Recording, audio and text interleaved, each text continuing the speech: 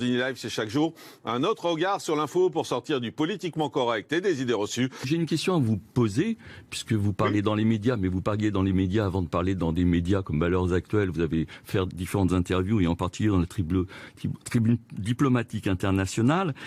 Et dans la tribune diplomatique internationale, on vous posait la question de savoir si les élections avaient été truquées aux États-Unis. Et je vais lire votre réponse pour éclairer un petit peu de qui vous êtes, puisque vous n'arrêtez pas de dire que vous êtes ni LR, ni FN, ni etc. C'est-à-dire, vous essayez de faire passer auprès des Français l'idée que vous êtes apolitique. Donc je vais essayer de répondre pour éclairer les Français sur la nature de l'émetteur que vous êtes.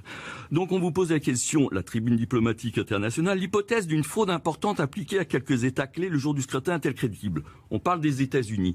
Mon intime conviction me dit que oui, car il y a à mes yeux trop d'indices concordants pour permettre à la meute médiatique occidentale, dont nous savons qui la contrôle, de me convaincre du contraire. Donc j'ai une question à vous poser.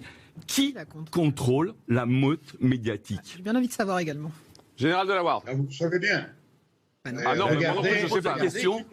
Qui contrôle la meute médiatique dans le monde et en France? Qui contrôle le Washington Post? Qui contrôle le New York Times? Qui contrôle chez nous BFM TV et tous les journaux qui viennent se grouper autour? Qui sont ces gens? Qui Pardon? Qui? Vous qui parlez de Dreyfus, monsieur. Qui?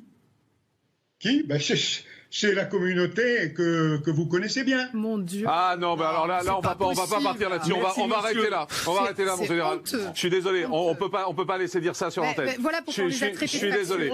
Je suis désolé. Non, on arrête là. On coupe, s'il vous plaît. On enlève le général. Voilà, merci. On coupe. On peut pas continuer là-dessus. Merci d'avoir été avec nous. Je vous redis que moi, je suis consterné par les propos qu'on a entendus. Et ce général, en tout cas, ne prendra plus jamais l'antenne dans cette émission. Et je pense sur CNews non plus. Et j'espère nulle part ailleurs.